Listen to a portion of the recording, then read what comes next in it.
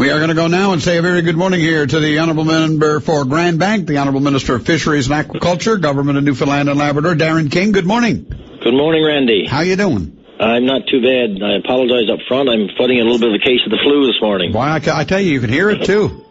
Yeah. You can hear it. A summer cold. It's terrible. I just said to Pat, it's one of the worst. At least if it were wintertime, you could snuggle in bed and sleep it off. But who wants to be in bed when you got great weather? No. You want to be out and about. Don't go giving that to people. No, well, I'll try to retain myself. Minister King, obviously there's been a big debate in the last little while over issues surrounding aquaculture, and now I see the Fisheries Department critic, the Liberal critic, opposition critic, is saying that maybe we should hold off on further expansion of this industry till we have more science. What he says seems to make some sense. How do you feel?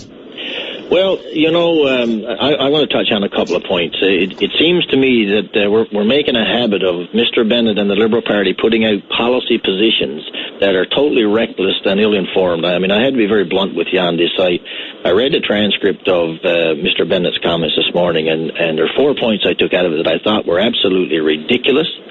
And let me say for the record, for those who are listening, you're well aware of the time frame now that we've been trying to deal with this issue. The first contact Mr. Bennett has made with me, looking for any information, was a letter that I read last night and I responded to. I have not received an email. I have not received a phone call. I have not had a request to have a brief on what's happening. He has not sought information on what we're doing. He has chosen to put a letter out, and before I had a chance to respond to the letter, he chose to call Open Line. And I have to say, Randy, I'm flabbergasted with what he said this morning. I mean, point number one, shut down the industry. I read the transcript. He says he doesn't want to shut down the industry, but he doesn't want any more permits and no more growth. Well, anybody who's worth their salt knows that if there's no permits and no growth, there's no industry. I mean, this industry is based on putting new smolts in the cages on an annual basis, and that's where next year's fish come from. But he kind of explained that though, because I did challenge that, and along the very same lines you're talking about there, and he was saying no. He's not talking about stopping the industry that we have. He's talking about until we get more science done, let's not expand it. Let's not put further cages in the water. Let's not do further work. Let's not have other aquaculture companies come to town and go to work until we've ironed out our processes at the scientific level.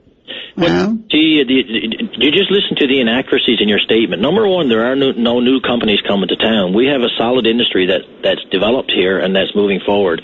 We are not, and have not been for many years, entertaining new companies. We have a number of prominent players, excuse me, and they've been the same ones year over year. Yeah. But just listen to very clearly now to what I'm saying to you. If you don't allow them to put more smolt in the water, you're allowing them to survive for another year, then the companies are gone. Yeah. Because the fish don't reproduce themselves. We do that by putting the smolts in the water. So you can't slough it off and say, well, I don't mean to shut the industry down. I just mean don't put any new fish in the water. Well, if you don't put the fish in the water, you don't have an industry that's going to go beyond a 2-year time frame. But, Randy, the other thing that I think is very important that people need to understand here, Mr. Bennett is being very reckless with a number of statements he's making. Number one, he challenged the credibility of people who are working in this industry. And I take great exception to his comments that we don't have the expertise to run this industry. We have 10 professionals on staff, including a chief aquaculture veterinary officer. We have an epidemiologist. We have a field aquaculture veterinarian. We have 8 technical staff to support them, and 22 other biologists, engineers, environmental planners, and aquaculturalists who are involved in this industry on a daily basis. The science that's used by these professional people, and let's be clear, we're not talking about lay people. We're talking about people with master's degrees and PhDs, all related to aquaculture and biology and associated careers in this particular industry. And for Mr. Bennett, in the absence of at least a phone call to get briefed on that, to come on the public airwaves and to suggest, first of all, that we don't have credible people, and secondly, to suggest that the decisions they make are self-motivated. The transcript is right in front of me. That's the language he used, that these people are making decisions that are self-motivated. We're talking about a multi-million-dollar industry in this province that has suffered one problem to date over the last number of years, and we're working through the problem. By the way, what happened to the fish? The fish are still there. The depopulation of the fish are the responsibility of the federal government, the Canadian Food Inspection Agency. We have no jurisdiction over that whatsoever. They are the regulatory body for that. I have been advocating from day one, and I continue to advocate strongly to get the fish out of the water as soon as possible.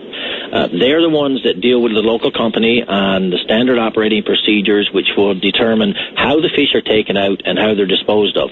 None of that has been fully signed off on as far as I understand it. So again, Mr. Bennett talks about the Barry Group, and he talks about a number of things there that are ill-informed, Randy. They're just not factually correct. And then he goes on to say, after clarifying for you that he's not a scientist, to throw in a term like mad cow disease and what disposing of these fish might do to the ocean. I've never heard such trash and ridiculous statements coming out of a member who's in public office in my life. He talked about a suggestion that the salmon would be taken out, the salmon with anemia would be taken out, processed in some fashion, and then turned into fish meal that would be fed back to salmon. Right. That was the point that he was making. Whether or not that's valid or not, I can't challenge it because I have no scientific basis on which to say he's right or wrong. Well, I guess that's the point I'm making to you, right? That is very frustrating for me when just because somebody calls open line, they seem to be perceived as experts in the area when in fact, I mean, and I can only rely, by the way, I can only rely on the experts in this field who have doctorates and master's degrees that work not only for my department, but they work for the federal government and they work for the Agriculture Industry Association of Newfoundland and Labrador. Right. Now, if the point is that I can't listen to any of those people, well, then what are we saying? What are we saying about society in Newfoundland and Labrador? That you can't trust anyone, depending on who they work for, that they have no credibility? Except I can't help but think, and again, I don't have a transcript in front of me. I can only, kind of try and harken back to the conversation. It was recent, so, I think I understand the gist or the theme of it.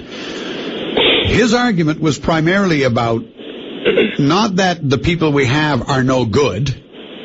His argument is that we don't have enough science, we don't have enough scientists who are independent of the industry to come in and actually make a judgment on how the industry should advance to protect against things like fish, salmon, anemia, sea lice, other things, and I'm not sure that is not a valid point to be made, is it? Look, I'm not going to challenge the validity of any scientist who wants to contribute to this debate, but what I'm challenging is that inherent in the statement that we need more independent scientific advice, inherent in that is that you don't believe your own scientific advice that you have. That's the problem I have with this. I mean, this is not being managed by Darin King as a Minister of Fisheries who happens to have a PhD in business and a master's in education. I'm not managing this. I have a PhD in veterinary science out there who's managing this and who's taking advice from people with masters and PhDs in the industry. So if you're going to cast doubt on all of those people because they work in the industry, so what are you saying about the medical profession? Are you saying that we can't trust doctors because they're employed by Eastern Health, that we got to get doctors from elsewhere who are not employed by government? We can't trust teachers because they work with school boards. We got to get teachers from outside the province. I mean, to me, it's just absolutely ludicrous to throw those kinds of statements out there that cast doubt on the credibility and the integrity of the people who are trying to manage this issue. Randy, this is a very important issue. I agree with you, but what's the difference between casting doubt on someone in the aquaculture industry and casting doubt, let's say, on the economics for Muskrat Falls? If somebody calls up the program or writes a letter to the editor or does an editorial and they say, you know what, my problem with the economics people who are talking about Muskrat Falls is they work for Nalcor. They work for companies that Nalcor is paying. The obvious innuendo that they're making is that they have a perceived bias. So if he says the problem that I have with the science we have coming from the agriculture industry, and he's stating that he fears a perceived bias that may in turn harm the industry, is he really being out of line? Absolutely. And let me say this to you, that if and I don't want you to think I'm defending him, okay, Minister? I'm not. I'm just...